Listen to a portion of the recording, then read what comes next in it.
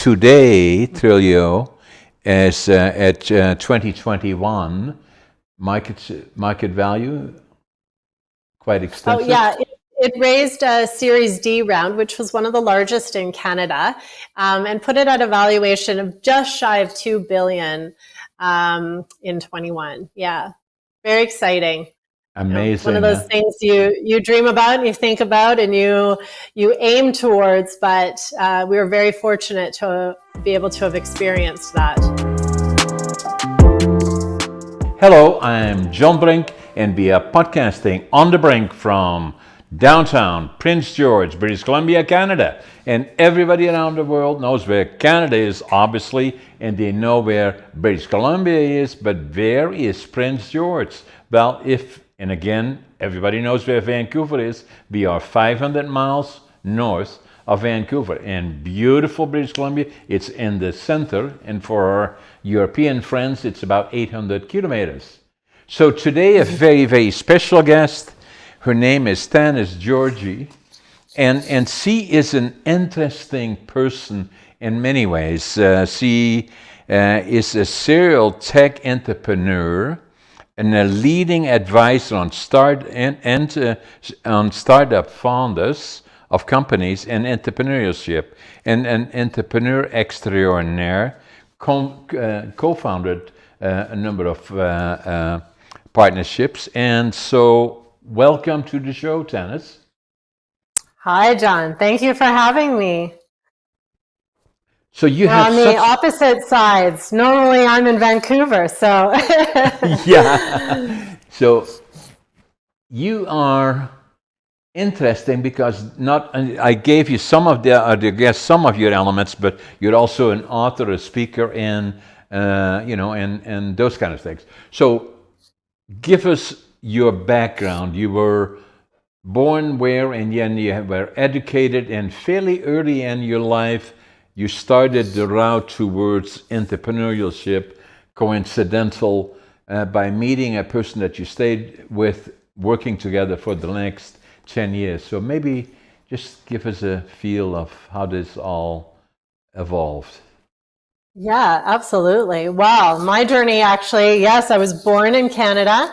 I was born in Winnipeg, but my parents fortunately moved out the chilly cold of Winnipeg and moved us to Surrey, which is a suburb just outside of Vancouver.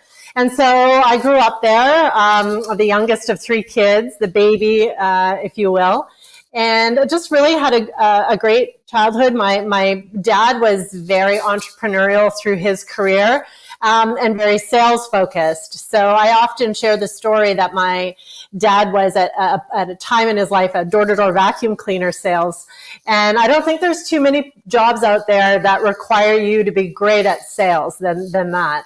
And so he really passed on a lot of the lessons and the advice that he learned from those years. And I think, for me, it was a real understanding that if you're going to do something in life, you just sort of take the bull by the horns and you make it your reality. And I had that modeled to be by my parents and my siblings. They were all entrepreneurs and business owners. And so I saw that. I actually never saw anybody go to college or university. I was the first person in my family to actually graduate high school. So, but everybody was successful entrepreneurs. So I think to me, that just was a path that was chosen for me ultimately from birth. It was modeled. And so that's where I went. And yeah, you're absolutely right as well. I did meet my, what soon to become my co-founder. And he and I were best friends in high school. And we were able to spend those 5 years of junior high and high school together being friends. And we built a great friendship, which led to something else down the road. What was his name? Stephen Ufford? Yeah, it's Stephen Ufford. Yes, yeah. Stephen Ufford. Yeah, he was my locker neighbor, and eventually became one of my best friends in high school. How coincidental, really, so there in high school, you were probably 18, 19, or in that area, and that you then meet somebody that did, now you already had a spark because of the family table, and your dad obviously being entrepreneurial. So you had already that feeling of entrepreneurship.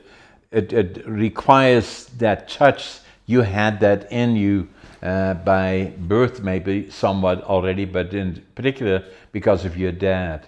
So, what happened with Stephen? Did you start talking entrepreneurship, and then from there on in, step one happened, starting a company or co-founding a company. So tell us a little bit about how that all came about. Yeah, so, in school, we never really discussed what our future was going to be. In high school, we were focused on socializing and having fun. Yeah. But once we graduated, Stephen came up with an idea. He was in the United States and had discovered an idea that was actually a business in the US that was up and running, but the model was not something available in Canada. And so the idea in our first business was actually to take this model that was available in Canada and make it a reality, a model that was available in the US and make it a reality in Canada. And so, that was how it started. So the name was that Query? iQuery, yes, that's right. iQuery. iQuery, and it really was taking online credit reports to Canada. So prior to that, it was a very old and antiquated job to get your credit report, and we brought it online. So the key in entrepreneurship, and I'm entrepreneurial as you likely know, so the key is always a different entrepreneurial ideas. That is, you have a concept and you try to pull it out of the ground. That's difficult and challenging. There are other ones where you see a model that is working, but there is an opportunity to move it up and out of a rut maybe that it is in, and then bring it forward. It's usually easier, not necessarily that anything is easy in entrepreneurship, but it's by and large easier to buy an existing entity than it is to start it from the ground up. Would you agree with that? And then I would. I mean, it really depends. It really depends. Yeah. In the instance of iQuery, the idea was already existent, and we just had to make it happen in another country. And I think a lot of people sometimes think they can't be an entrepreneur because they haven't thought of a fresh new idea. But there are many ways that we can take a look at what's happening in other parts of the world or in other organizations and just translate that into whatever circumstance or country you're in. So that was really sort of the model of iQuery that we built. And yeah, it can happen in a whole bunch of different ways, but we fell into it. We weren't excited about identity. We weren't excited about credit reports, but what we were excited about was working together. We enjoyed each other. We enjoyed having fun. We enjoyed the challenge of doing stuff. And that probably came from 5 years doing school projects together in high school. So we knew we could work well together. And that was something that we were able to translate into a business. Yeah. And then you got it started, and then from there on in, at some point, you sold it or disposed of it? Yeah, so it was acquired about 3 years after we started the business. It was acquired by the company that actually we modeled it after. So we knew that going in. We had the hindsight to actually think about how we were going to exit early on, and we made sure to make the company attractive to acquirers. And again, that's something that people can contemplate when they are building a business, is to always think about the exit. What does that look like? Maybe it's 50 years from now, but maybe it's 3 or 2. And always having an eye on who is that person who can take your business either to the next level or just take it on. Always look for the opportunity, right? And then also look at the model, so that will the model be attractive in the marketplace, meaning as a company or vehicle, right location, right product, moving with time and adjusting to changing circumstances, right? Yeah, absolutely. Yeah, it's something that's really, really important. It's a big component. You can build a business and then at the end have it worth nothing. And, but there's usually a case for a business to always have some value when the founders are finished with it. And so I think that's a great model to think about as a founder is how will you even take advantage of leaving your company as a way to make some profit as well. Now, in some cases, that people that are operating respectfully don't always directly see that, but it is always good to keep your eye open to get external influence or in external qualifications to look at entities to identify opportunity. And even if it is just for the idea of getting an experienced outside look at your company and saying, have you thought about this? How about that? How about this? And that in particular can be very, very helpful. Yeah, the acquisition process is you really see the hiccups, the good and the bad of your business when you go through that process of acquisition. And you're right, it can be very valuable just even as that tool to take a look at your business and recognize where it's at, and then possibly make changes so that it can be more appealing down the road.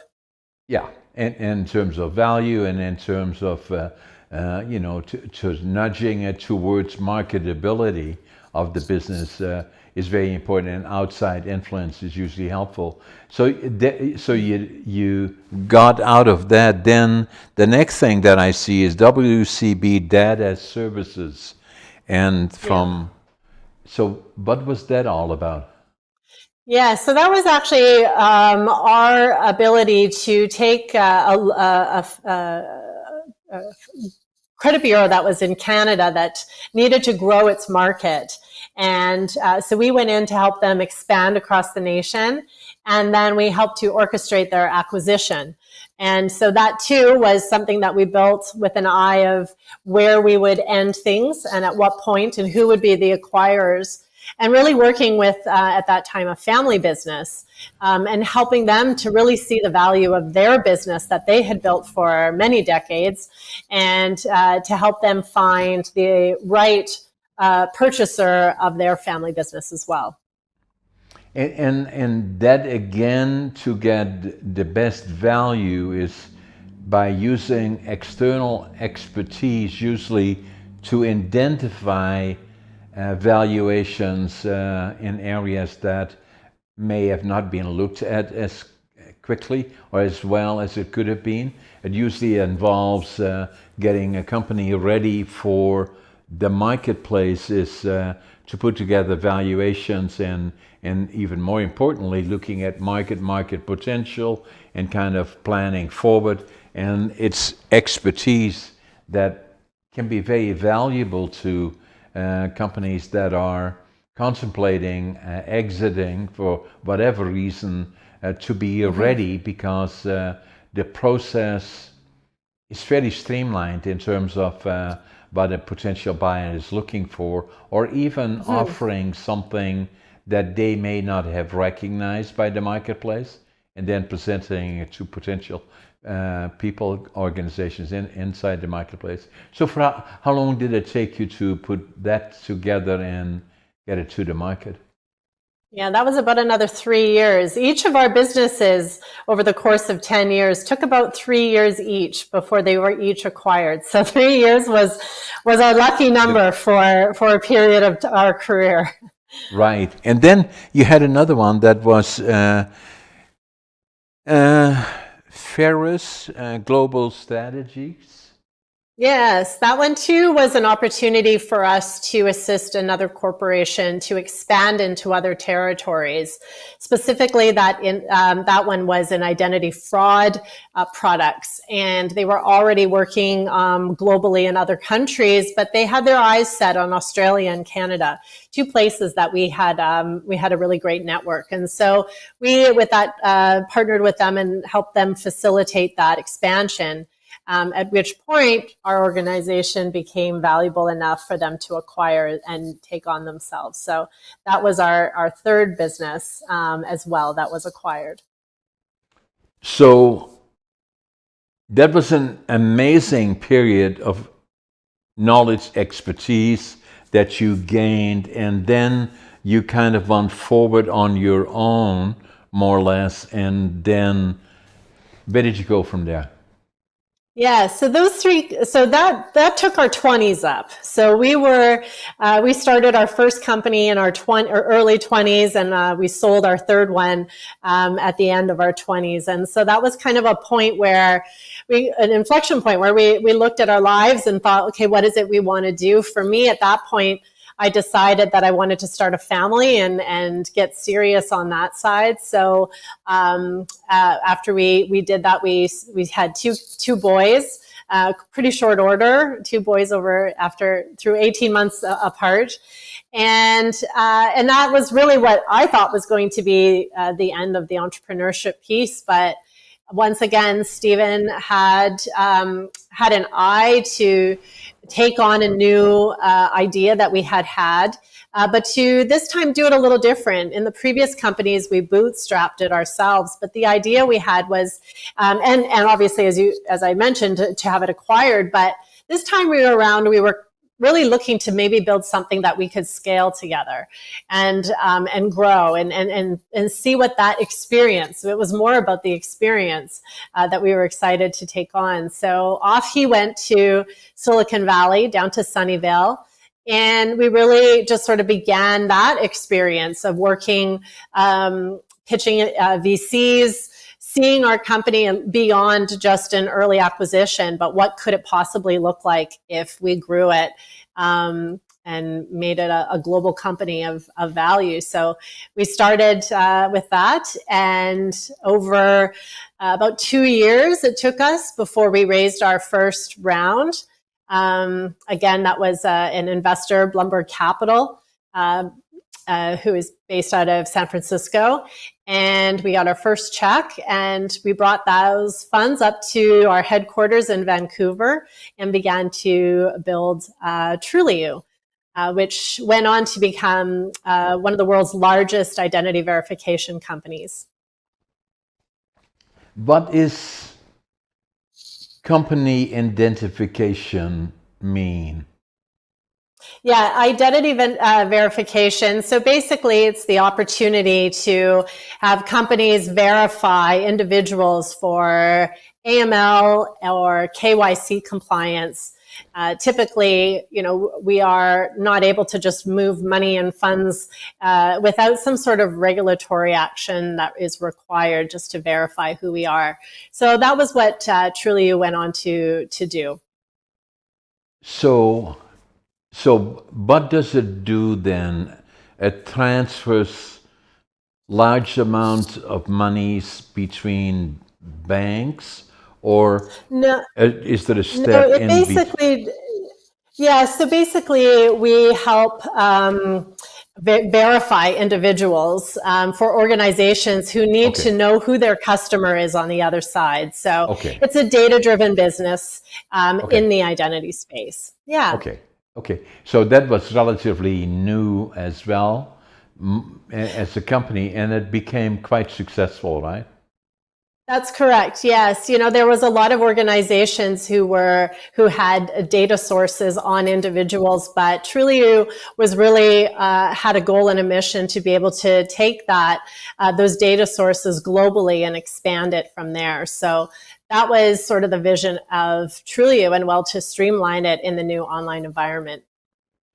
So in that company, you were involved until 2011, and then It started in 2011, and I was with the company till about 2016 as a as the COO. CEO, yeah, yeah, Yeah. And and then basically at that point, for me, it became more that I felt that I wanted to be able to be home with my family.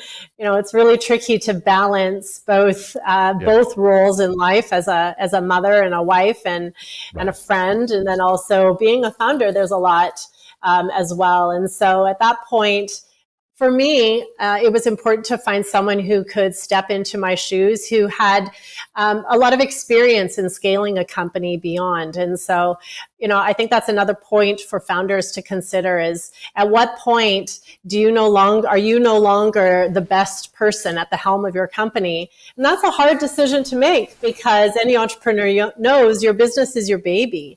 And so it's a very hard thing to detach sometimes.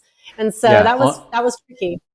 On the other hand, Tanis, is that I find, I'm the kind of entrepreneur. I'm very good at building businesses. I'm very good under stress and pressure. And what I try to do is bring my companies to where they become boringly consistent. And that's the time that I become boring, and I have to find somebody else that loves to operate in that kind of an environment. I'm not very good at That's that. true. I'm a builder and an expander, so. Now, Yeah. the today Trulioo is at 2021 market value quite Oh, extensive. yeah. It raised a Series D round, which was one of the largest in Canada, and put it at a valuation of just shy of 2 billion in 21. Yeah, very exciting. It's one of Amazing, those huh? things you dream about and you think about and you aim towards. But we were very fortunate to be able to have experienced that. So you have had an amazing experience from the time that you said hello to the guy in the next closet to all the way here. And then obviously now you have, you're married, you have two boys. What are the names, actually? I always like to know. Yeah, so my oldest is JJ, and he's 15, and my youngest is Nuno, and he's 14. Beautiful, beautiful time in life, right? Yeah, And and yes. and so so with that amount of experience that you have as being extremely valuable, so where do you take it from here? Mhm. Then also realizing the most important part in your life is your family, as it is and Mm. should be for everybody. And sometimes entrepreneurship and building business become very demanding and are Mm. hard on relationships and families. And so, and then obviously in your situation you have reconciled that works for you, but then at some point when your boys, another 3, 4, 5 years from now, they're going to be independent, be in universities and all that kind of stuff, and Tanis is going to say, what is next? And then something will happen. Now, if I look at it in a general sense, is that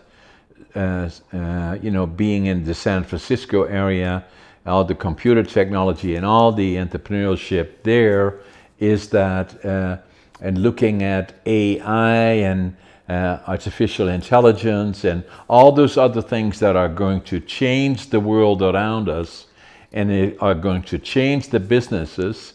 The other part, which again is so unique and so different, here we are sitting here together, although we both from BC, Canada, but you're not there today. You are just outside of Phoenix, Arizona, and That's I'm right. in Prince George, British Columbia, and there we are sitting having an interaction, talking about entrepreneurship, companies, opportunities that are there in evolving companies, and how do you as an entrepreneur identify opportunities and all of that kind of thing. And in the meantime, where at one point I used to podcast and I have somebody sitting here on the couch, and I sit there, and I podcast around the region here. And we did that for quite a while, and it was very successful. And then I thought, I have an apartment in Yaletown. You know where Yaletown is in Vancouver. And I have to find a broader circle of people to interact with. And so maybe I'll set up another studio there like we have here. But then the more we thought about it and saying, well, how about virtual? So because if I look at television these days, CNN and all the other ones, you have 1, 2, 3 different people all over the world speaking all together. At one point there was hiccups all along the way. Not today anymore. So here we are sitting, we are podcasting live. We're one of the first ones to do that on the podcasting side. And we are podcasting live, but also our podcast will go around the world tomorrow, as a normal podcast, in addition to what we are doing right now. And so in the meantime, tens of thousands of people are watching us. Exciting. Can you imagine? Yeah, So it's powerful, amazing. right? So powerful, yes. And then at the same time, podcasting, I'm sure you have done it as well. We are podcasting people from all over the world. We had last week somebody from India, somebody from Peru, somebody from China, somebody from Central Europe, a couple of people from locally in our region. And so that power from the internet and then in combination with all the other things that we talked about, artificial intelligence and all of that stuff, the world is changing, and that also means opportunities are becoming more available. So the key is to how to identify them. And for those people that aspire to entrepreneurship is obviously, to look at opportunities not only regional but in other areas. And so what would you suggest all of that to people that are now going to college, university, or maybe even younger than that, or older than that, are looking for opportunities in business and saying, I want to be an entrepreneur. And so how do I get into business? What would you recommend to them? Well, the first thing that I would do is I would ask them, it's great to build a business, but are you going to build it with somebody? And I was very fortunate to have met Stephen early, and we had an incredible career together. And one of the things I reflected on when I stepped out of the day at Trulioo was to figure out that exact question, what's next? And so I noted that as an advisor to many startups, there was a lot of co-founders who were really struggling in that space and in that role. And so I went on to write a book actually called The Co-Founder's Handbook. And the Co-Founder's Handbook is there to really walk people through that process of, should I get a co-founder? How do I find a co-founder? What do I do once I have one? And then, of course, what do I do when I want to exit that career? And so the Co-Founder's Handbook is really that book that is essential for anyone who wants to be an entrepreneur and needs to decide, am I going to build this as a solo person, or I'm going to have someone or some people along beside me for the ride? If you had a copy of the book that you can show to us around you? Not around me, but I should have. But yes, not around me right now. No, we will pick it up, Bill. Maybe we can see it here and then display it on the screen. Anyway, That's great. So is it available at all the major medias?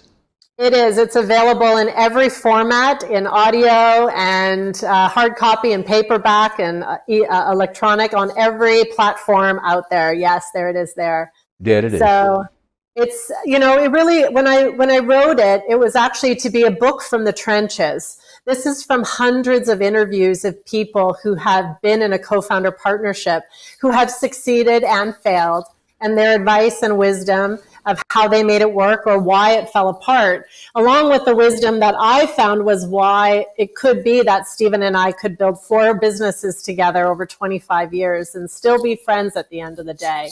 And it's really, Amazing. really important. Yeah. It's an Yeah. important factor. It can actually make or break your business. If you find the right co-founder, you actually double, if not quadruple your efforts. But if you find the wrong co-founder, you can really be an example, it can be failure right before you even sign on that partnership agreement. So the co-founder's handbook is for that.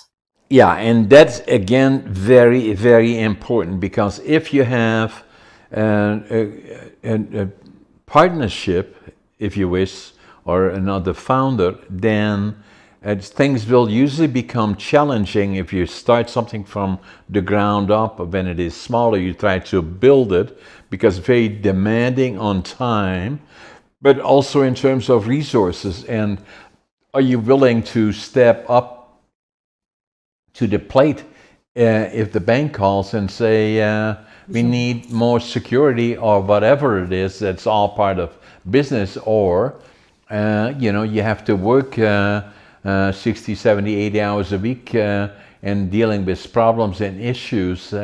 Things become a challenge. So I like what you did. Now, on your book, were you always thinking about writing a book? Because I'm also an author, and what I say is that I'm going to be 84 in about 2 months from now. That's 3 months awesome. from now. Congrats. I call myself 84 years young, because I intend to live till I'm 120. So Excellent. so I'm an entrepreneur. I started with nothing on my own.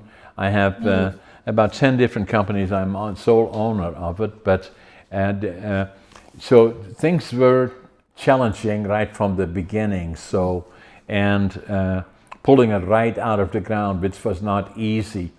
And then I had a lot of people say to me, "You should write a book about it." And so I started and stopped, and then about 5, 6 years ago, I said, if I don't do it now, it will never happen. So I wrote a book, Against All Odds, and it's all about not so much hurrah, how successful John is, but more about all the ups and downs and all the challenges along the way. And so that's what that book is about. The other part that is interesting in my life is that I was born in Holland in 1940, and during the war years, and it was a tough go, and saw far too much that we should not have seen, and my dad was drafted into the Dutch army, and then caught in the bombing of Rotterdam, and it would take 5 years before they knew if he had survived or not. So my mom had 3 kids, a brother and a sister, about 1 year and 2 years older than me, and things were tough. Every morning, the hunger winter of 1944-45, we would go out with gunny sacks in the railroad yards, pick up anything edible and burnable. And then we were liberated by the Canadian Army, April the 12th, 1945. And I always knew from that time forward I would go to the land of my heroes, Canada.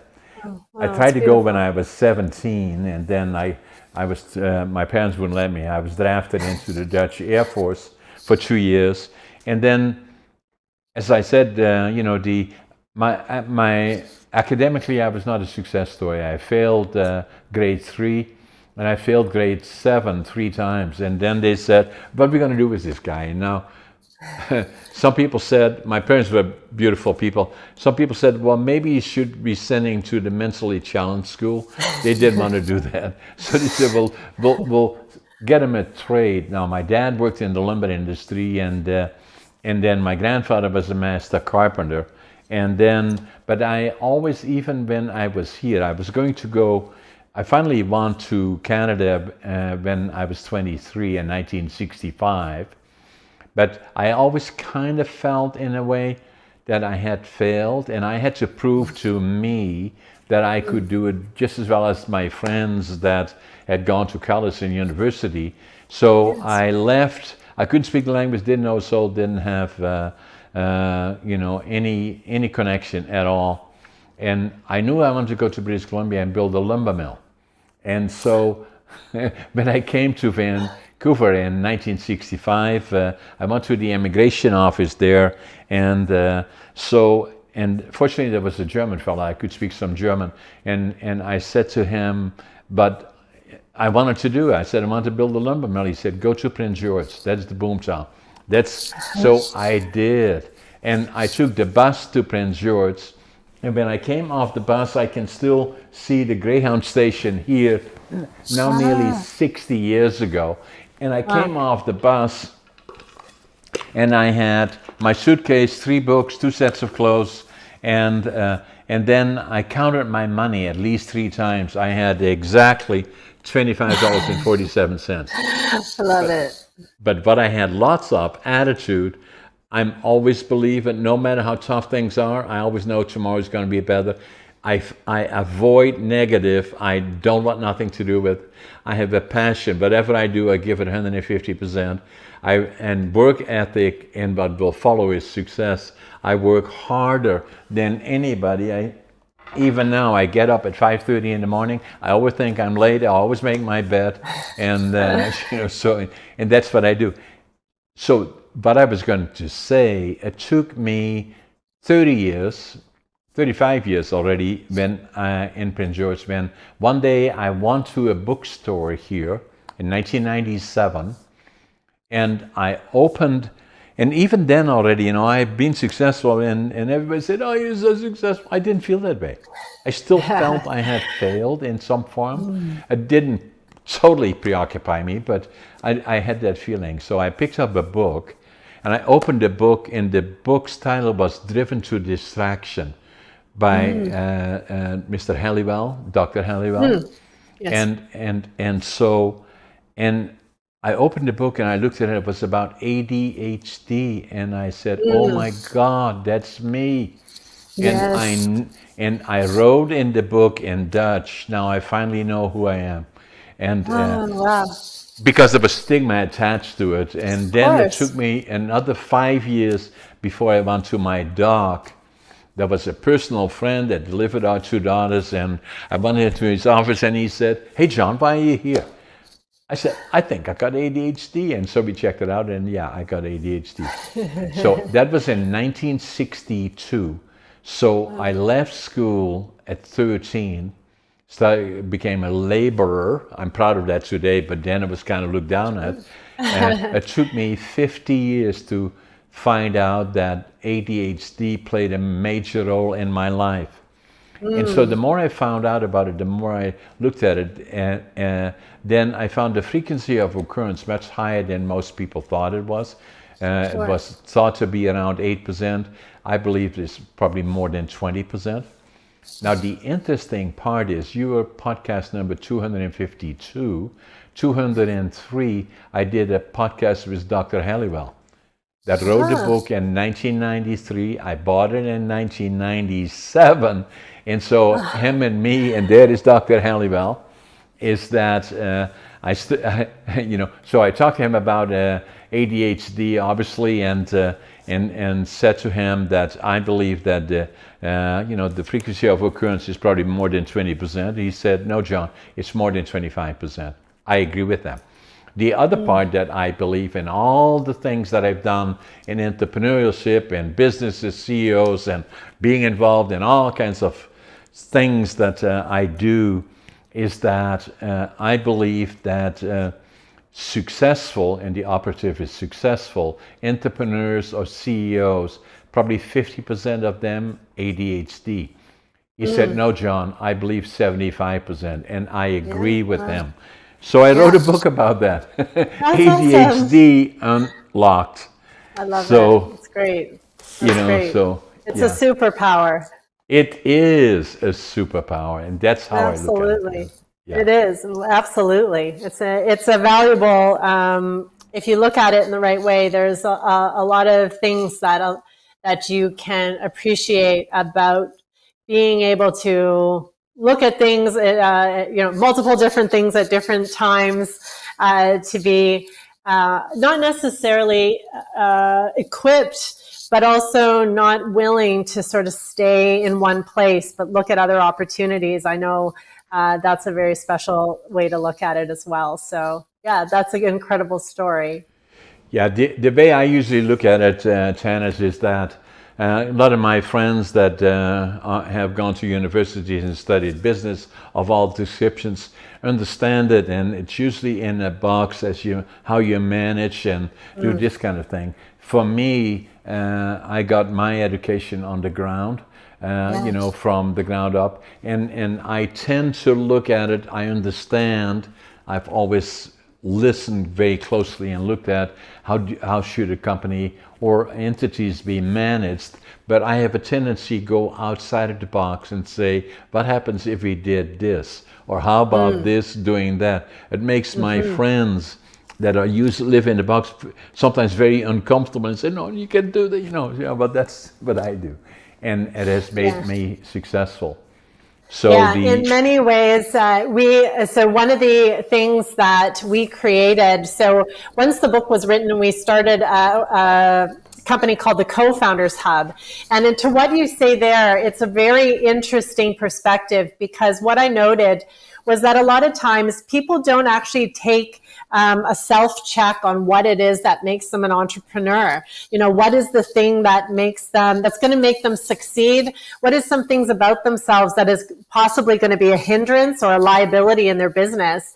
And sometimes we need to look at ourselves really deep and just have that knowledge. In your case, you discovered your ADHD and you looked at that as a piece of your entrepreneurial story and your journey, and you used it in a way that was an advantage, but you also probably recognized where that can be sometimes a liability. So we created the Co-Founder Mastery Series, and the big portion of that is to actually help entrepreneurs truly understand what they bring to the table. Often for us, it's about how do you find a co-founder, but if you don't know who you are and what it is you need to fill in those gaps, then you might just find the wrong person or someone who's redundant when you've already got something that they need. So that's one of the things, is really being able to, as an entrepreneur, do a self-check and recognize what is it that I bring to the table, and how can I turn all these parts about me and maximize them and be more efficient and fill in the gaps where I need to with a co-founder. So our Co-Founder Mastery Series is exactly that. And it's to find out more about yourself. And I 100% agree with you, Tanis. The other part that is a benefit to me is attitude, passion, work ethic, and that everything is possible. And so the other part that's important to me is that, and circumstances sometimes, the health is critically important, fitness is important, and so in 2008, I had a case of diverticulitis, and that breached. Is where toxins get into your system, and then you have about 48 hours to get it fixed, or otherwise it will kill you. So I came that close. Wow. After that, I said, I'm going to have to be more. My wife is a vegetarian. I'm probably vegan, but then not as much as I should have been, and I didn't listen as well. She will watch this and she say, I told you. No, I know, she did. So in any event, then I was one of those guys that, towards the end of the year, you say, I'm going to do this, that, and I'm going to buy a membership to a gym. And then I go for 2 weeks, and then I find 100 reasons as why I can't go anymore. And so we do that every year. So what I did is I knew I had to do something more serious. And so I got a trainer, got a membership to the gym, and so started training in earnest. And then after about six years or so of training, somebody came up to me or us and say, hey, John, have you ever thought about competing? Now I'm already in my 70s, and saying, me? He said, yeah. So in 18, I started competing bodybuilding in Northern BC, came in second in bodybuilding, third in physique. Then that qualified me for the provincials, came in second in physique, third in bodybuilding, qualified me for the nationals and the Arnolds. And then obviously COVID came, and so now I'm training again, for going to the Arnolds in 2025. And so, and then I'm writing a book about it, Living Young, Dying Old. It's coming out in July. I Can you love see it? that. That's fantastic. I can, John. That's amazing. Well deserved. That's a So lot of wisdom packed in that book. yeah. So so I look forward to that, and that's exciting. So other people say to me, how do you do all this stuff? There you got all these companies, and then you're writing books, and you do all this podcasting and all the. I say it's ADHD. That's what it is. See, it's a superpower. It's a superpower. So what is important to me is that a lot of times I make presentation to schools, colleges, universities, whatever. Is what I always say is that young people in particular are critical about themselves a lot of times, that this doesn't look like you, I'm this, that, or whatever. I say, you must believe we are all special. There is no one like you, not one around the world. You are special. And then, be proud of who you are. Give it all that you can. Give back to the community and to culture. And then be thankful for where we live. I grew up during the Second World War. I remember it well, even as a young boy of about 5 years old, is that that there is nothing worse than war and dictatorships like Hitler invading Western Europe and the rest of Europe.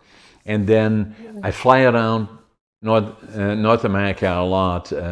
I'm also a pilot, actually, but we have a place in North Saanich. You know where it is. And then I do a lot of business in the United States. And every time I sit in a plane, and I do lots of it, I sit by the window and I look outside. I said, it's paradise. How can we get it any better than where we are? How lucky we are. And so 100%. and that democratic governments tend to be sometimes messy, but the alternative, like dictatorships that we see in Russia, China, North Korea, Iran, Venezuela, Cuba, and then potentially Hungary. For anybody that's in, I know in the United States in particular, all the politics, and I usually don't get into politics, but if you're contemplating dictatorships, it's not a good choice. The alternative, sometimes messy, and to our friends in the United States, we said, well, if we are in Canada, it's boring politics, because compared to them. But I like what we do, and and we are very, very fortunate, and it's a land of opportunity, and for all those young people, and I hope, and people that are not young, but looking at opportunity, that there is nothing more rewarding than the road of entrepreneurship, and then going to work, whatever you do, may that that enjoying what you do, and I saw on the news, I forget now, CNN or one of those, that's saying that of the people that work in the United States, and I presume Canada is the same, that 70% of the people that work don't like their jobs, and 75% of the 70% are looking for other jobs. And to young people, I say that, as I talk to a lot of people that go to school and say, what are you going to do for a career? And say, well, I don't know. I said, well, respectfully, check it out. You want to be a truck driver, talk to a truck driver. You want to be a builder, talk to a builder. You want to be a lawyer, talk to lawyers. They love to talk to you. You want to be an entrepreneur, talk to entrepreneurs, and at least get an idea, because the rest of your life, you're going to be doing something, and you want to make sure you enjoy it. So I wrote a book about that. Ending your passion, living the dream.